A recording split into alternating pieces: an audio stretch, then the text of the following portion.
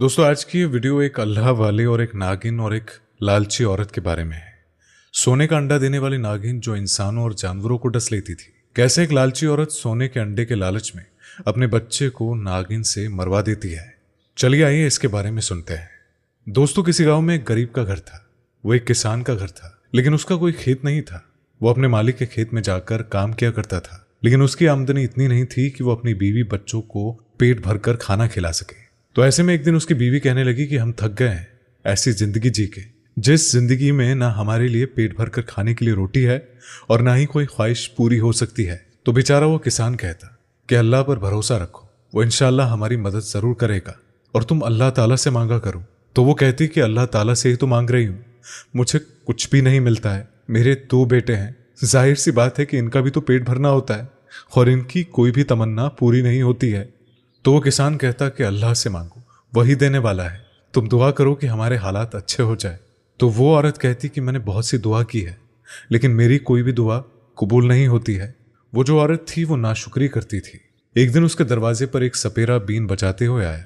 उस औरत ने दरवाजा खोला और कहा कि यहाँ पर बीन क्यों बजा रहे हो? तो वो सपेरा कहने लगा कि मुझे दूध चाहिए। तुम्हारे घर में बकरी का मीठा और ताज़ा दूध मुझे मिल सकता है? और उसके घर में सच में एक बकरी थी जिसका दूध बहुत ही मीठा और जायकेदार था, और उस जगह उस जैसी बकरी ही नहीं थी। लेकिन वो नाशुक्री औरत इस बात से भी खुश नहीं थी कि उसके घर इतनी अच्छी बकरी है। सपेरे के दूध मांगने पर वो औरत चिल्लाई और उसने कहा कि हमारे पास खुद पीने के लिए दूध नहीं है और तुम्हें दूध पिला दे। तो सपेरा कहने लगा कि तुम तो मुझसे भी ज्यादा गरीब हो। मैं तुम्हें एक ऐसी कीमती चीज देता हूँ जिससे तुम्हारे जीवन के सारे दुख खत्म हो जाएंगे। तो ऐसे में वो औरत कहने लगी कि अगर तुम मुझे वो कीमती चीज दोगे तो फिर तुम्हारे पास क्या बचेगा, और उस कीमती चीज से तो तुमको भी फायदा उठाना चाहिए, तुम भी तो गरीब हो। तो उसने कहा कि हम उस चीज से फायदा नहीं उठा सकते हैं, लेकिन हम लोगों की मदद कर सकते हैं। तुम इस बात की फिक्र ना करो, मेरे पास एक ऐसी नागिन है जो तुम्हारी जिंदगी को बदल देगी। उसने पिटारी खोली तो उसमें एक छोटी सी नागिन बैठी हुई थी। उस औरत ने उस अजीबोगरीब लाल रंग की नागिन को ले लिया और एक बिल में रख दिया। उस औरत ने सोचा कि मैंने सपेरे पर अंधा यकीन तो कर लिया, लेकिन कहीं ये हमें नुकसान ना पहुंचाए। फिर उसे याद आया कि सपेरे ने कहा था कि ये तुम्हें नुकसान नहीं देगी बल्कि तुम्हें फायदा ही फायदा देगी। उसने उसे बिल में छुपा दिया और अपने शौहर को ये बात नहीं बताई। सुबह जब उसका शौहर काम पर चला गया तो वो उस नागिन के बिल के पास आई और वो ये देखकर हैरान रह गई कि वहां पर एक सोने का अंडा रखा हुआ था। वो खुशी से पागल हो गई। पहली बार उसने जिंदगी में सोना देखा था। वो जल्दी से बाजार गई और सोने को बेचकर घर में बहुत सा सामान ले आई। तो ऐसे में वो नागिन रोजाना सोने का अंडा देती और वो औरत रोजाना सोने का अंडा मिलने पर बहुत खुश होती थी। एक बार उसके शौहर ने कहा कि तुम्हारे पास इतना पैसा कहाँ से आ रहा है? मैं तो इतना कमाता नहीं हूँ और ना ही हमारी कोई जायदाद और न ही जमीन है, न ही तुम्हारे घर वाले इतने अमीर है, और इस तरह हमारे हालात कैसे बदलने लगे? तो उसने अपने शौहर को यह बात बता दिया कि इस बिल में एक नागिन है जो मुझे एक सपेरे ने तोहफे में दी है और ये रोजाना एक सोने का अंडा देती है और इसकी ही वजह से हमारे घर में खुशहाली आ गई है। फिर उसके बाद उसकी बीवी ने अपने शौहर को सख्ती से कह दिया, खबरदार किसी को बताना नहीं कि यह खजाना हमें रोज मिलता है। अब हैरानी की बात यह थी कि वो नागिन रोजाना बढ़ती जा रही थी, यानी कि पहले वो छोटी थी लेकिन अब उसकी लंबाई में इजाफा होता जा रहा था। किसान की बीवी रोजाना उस अंडे को उठाती और संभाल कर रख लेती कि कहीं किसी की नजर ना पड़ जाए। इस तरह यह सिलसिला कई रोज तक चलता रहा। पूरे मोहल्ले में उसकी अमीरी की बातें होने लगी, क्योंकि इस तरह दिन दोगुनी और रात चौगुनी उन्होंने तरक्की की। और किसान भी अब खेतों पर नहीं जाता था, बल्कि उसने तो वो खेत भी खरीद लिए थे और वहां पर उसके मुलाजिम काम करते थे। पूरा का पूरा गांव ये देखकर हैरान था कि किस तरह उनकी जिंदगी में बदलाव आ गया है, लेकिन उन्होंने ये राज किसी को नहीं बताया था। लेकिन अब उनकी मुश्किलात बढ़ने वाली थी। तो एक दिन लाल नागिन अपने बिल से बाहर निकली और किसान की उसी बकरी को उसने डस लिया जो उस घर के सहन में बंधी हुई थी। और वो नागिन इतनी जहरीली थी कि वो बकरी बिल्कुल खत्म हो गई, उसका ढांचा बन गया। सुबह जब वो किसान उठा और उसकी बीवी भी सहन में आई तो उसने देखा कि बकरी वहां पर मौजूद ही नहीं है, लेकिन वहां उसकी हड्डियां पड़ी हुई है। और उन्हें ये नहीं पता था कि ये सब उस नागिन की कारिस्तानी है, क्योंकि वो तो बाहर आती ही नहीं थी। अपनी प्यारी बकरी के मरने पर वो औरत बहुत ही गमज़दा थी और उसे ये बात समझ नहीं आ रही थी कि बकरी मरी तो ढांचा कैसे बनी। उसने सोचा कि मैं रात में छुप कर देखूंगी, तो रात में झूठ मूठ की आंखें बंद करके लेट गई। फिर उसने चुपके से जब देखा तो वो नागिन बिल से बाहर निकली और उसकी एक मुर्गी पर उसने हमला कर दिया। उसको बहुत दुख हुआ कि मेरे सारे जानवरों को वो खा रही है, खासकर मेरी दूध देने वाली बकरी को वो खा गई है। सुबह उसने उठकर अपने शौहर को ये बात बताई तो उसको बड़ा गुस्सा आया। उसने कहा कि हम नागिन को मार देंगे, लेकिन उस लालची औरत ने अपने शौहर को यह कहकर खामोश कर दिया कि सब्र करो, ये रोज हमें सोने का अंडा देती है, हम इस अंडे से और भी बकरियां खरीद लेंगे और जानवर खरीद लेंगे, और ये नागिन सिर्फ जानवरों को डसती है, इंसानों को नहीं डसती। अपने शौहर को उसने इत्मीनान दिला दिया और लालच में अपने शौहर को कायल भी कर लिया, लेकिन वो ये भूल गई कि सांप की फितरत कभी नहीं बदलती है। कुछ दिन गुजरने पर वो लाल नागिन फिर से बाहर निकली और उस किसान के गधे को, जो उसके घर में बंधा हुआ था, उसको भी उसने डस लिया और वो बकरी की तरह फौरन ही मर गया और सुबह तक उसका ढांचा भी बन गया। जब ये बात किसान और उसकी बीवी को पता चली तो उसकी आंखों में खून उतर आया। उसने अपनी बीवी से कहा कि अब मैं इस नागिन को मार दूंगा, ये हमारे सारे जानवरों को एक एक करके मार डालती है। लेकिन उसकी बीवी पर लालच गालिब थी, वो न मानी और शौहर को उसको मारने से मना कर दिया कि कोई नहीं, कि उसको कोई भी हाथ नहीं लगाएगा, अगर मार ही रही है तो हमें बहुत कुछ दे भी तो रही है। शौहर उससे कहता कि तू अपने लालच के हाथों मारी जाएगी और मैं ऐसा नहीं होने दूंगा। वो गुस्से में आकर बाहर चला गया। एक बार उनके दरवाजे पर दस्तक हुई। बीवी ने पूछा कि कौन है, तो वहां नूरानी चेहरे वाले एक बुजुर्ग खड़े थे। उसने फकीर समझकर बदतमीजी की कि तुम यहां पर क्या मांगने आए हो? तो उन्होंने कहा कि ऐ बेटी, मैं यहां मांगने नहीं आया हूं, बल्कि तेरे घर वाले, तेरे शौहर, तेरे बेटे को बचाने के लिए आया हूं। तेरे पास जो नागिन है वो सपेरे ने तुझसे बदला लेने के लिए दी है, तुझे तोहफा नहीं दिया है। उस औरत ने कहा कि कैसा बदला? बुजुर्ग ने कहा कि तू याद कर, तूने उसको कोई चीज देने से इनकार किया था और कहा था कि तुझे याद नहीं है, और उसने कहा कि मुझे याद नहीं।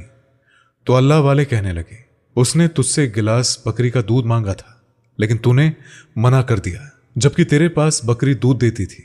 तूने झूठ कहा था कि तेरी बकरी का दूध सूख गया है, और ये बात उस सपेरे जादूगर को पता थी। तभी उसने बदला लेने के लिए, इंतकाम लेने के लिए वो नागिन तुझे दे दी। और उसने कहा कि लेकिन बकरी के दूध से इंतकाम का क्या ताल्लुक है? तो बुजुर्ग ने कहा कि ये बकरी का दूध उसे ताकत देता है, इसीलिए वो ऐसी नागिन को कैद करता है जो कि सोने के अंडे देती है। इसीलिए अभी भी वक्त है, तो उस नागिन को मेरे हवाले कर, ताकि मैं उसे अपने अमल से मार दूं, और अगर वो तेरे घर में रहेगी तो वो तुम सबको मार डालेगी। औरत कहने लगी कि तू ढोंगी बाबा है और तुझे उस नागिन के बारे में बता दिया गया है, और तू उस नागिन को लेकर अपने पास रखना चाहता है, ताकि तू उस सोने के अंडे को अपने पास रख ले और तू उससे फायदा उठा ले। तो अल्लाह वाले कहने लगे कि हम दरवेश लोग हैं, इस बात के लालच में नहीं रहते हैं, और ना ही हमें सोने के अंडे से गर्ज है, ना ही हीरे चांदी से। हम तो सिर्फ तुम्हारी जान बचाने के लिए आए हैं। करीब के ही बस्ती में रहते हैं, अगर कोई मुश्किलात पेश आए तो हमें जरूर बताना, लेकिन अभी उस नागिन को हमें दे दो। उसने कहा कि तुम लालच में कह रहे हो, मैं तुम्हें वो अंडे और नागिन नहीं दूंगी। अल्लाह वाले कहने लगे कि मैं तुम्हारी जान बचाने के लिए आया हूं। लेकिन वो औरत इतनी बेकार थी कि उसने अल्लाह वाले से कहा, जाओ बाबा यहां से, मुझे तुमसे कोई मतलब नहीं है, तुम झूठ बोलते हो और ऐसा कुछ भी नहीं है। उस औरत ने अल्लाह वाले को दरवाजे से वापस भेज दिया और कहने लगी, वो नागिन सिर्फ जानवरों को खाती है, इंसानों तक वो नहीं आएगी, क्योंकि वो मेरी पालतू है। कम से कम वो मेरे साथ तो ऐसा नहीं करेगी। उस औरत का घमंड उसको खाने वाला था। अभी कुछ ही दिन गुजरे थे कि वो औरत घर के काम कर रही थी, तो ऐसे में वो नागिन अपने बिल से बाहर निकली और वो डर गई और सहम कर एक तरफ खड़ी हो गई। उसने देखा कि वो उसके बेटे के पास आई और उसके बेटे को उसने डस लिया। उसकी आंखों के सामने ही उसने उसके बेटे को खा लिया और वहां पर उसके बेटे का वैसा ही ढांचा पड़ा हुआ था। उस औरत की आंखों में आंसू आ गए। उसके एक बेटे को खत्म करके वो नागिन तो बिल में चली गई। बकरी और गधे की तरह उसका बेटा भी उसकी आंखों के सामने तड़प तड़प कर दम तोड़कर मर गया। तो ऐसे में उस औरत को बड़ा गुस्सा आया। उसने उस नागिन को नहीं छोड़ना था कि ये तो मेरे बेटे को ही मार गई। उसने हिम्मत करके डंडा उठाया और जैसे ही नागिन के बिल के पास आई तो वहां से वो गायब हो चुकी थी। एक तरफ उस औरत को बेटे की मौत का गम था और दूसरी तरफ उसे उस नागिन के जाने का गम भी था, क्योंकि सोने का अंडा उसको मिलने वाला नहीं था। उसके दिल में फिर से लालच आ गई। उसने अपने शौहर से कहा कि वो नागिन हमारे बेटे को डस कर खा गई है, लेकिन उसके जाने से हमारी गुर्बत फिर से लौट आएगी। मुझे वो नागिन वापस चाहिए। तो शौहर कहने लगा, उसने तेरे बेटे को भी नहीं बख्शा है, क्या तेरी आंखें अब भी नहीं खुली है और तू फिर से उसको अपने घर में चाहती है? तो वो कहने लगी कि हाँ, मुझे बहुत सी दौलत, बहुत सा पैसा चाहिए, मुझे वो वापस चाहिए। बीवी की जिद पर वो शौहर चीखा, उसने मेरे एक बेटे को खाया है, मेरे दूसरे बेटे को भी खत्म कर देगी, और ऐसा मैं बिल्कुल नहीं होने दूंगा। तो एकदम से शौहर को उस अल्लाह वाले का ख्याल आया जिनके बारे में उसकी बीवी ने जिक्र किया था कि वो करीब की बस्ती में रहते हैं। वो बहुत ही जल्दी से वहां गया।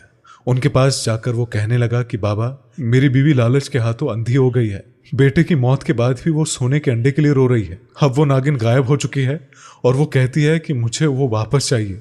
और वो सारे जानवरों को, यहाँ तक कि हमारे बेटे को भी खा चुकी है। वो हमारे बच्चे को भी खा लेगी।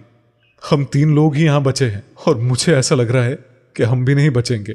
तो अल्लाह वाले कहने लगे कि अगर तुम लालची हुए तो शायद ऐसा भी हो जाए। वो सपेरा जादूगर है और तुम्हारी बीवी से इंतकाम लेने के लिए उसने ऐसा किया है। और वो नागिन गायब इसलिए हुई है ताकि तुम्हारी बीवी उसको तड़प तड़प कर वापस बुलाए।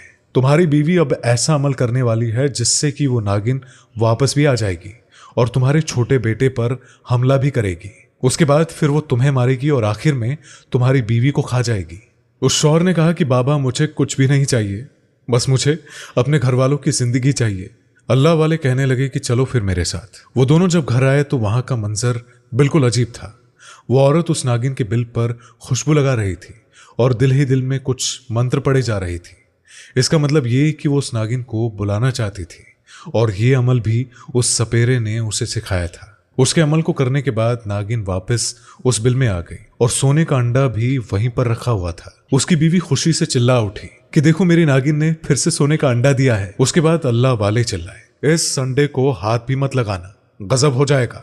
न तेरा बच्चा बचेगा और न ही कोई और।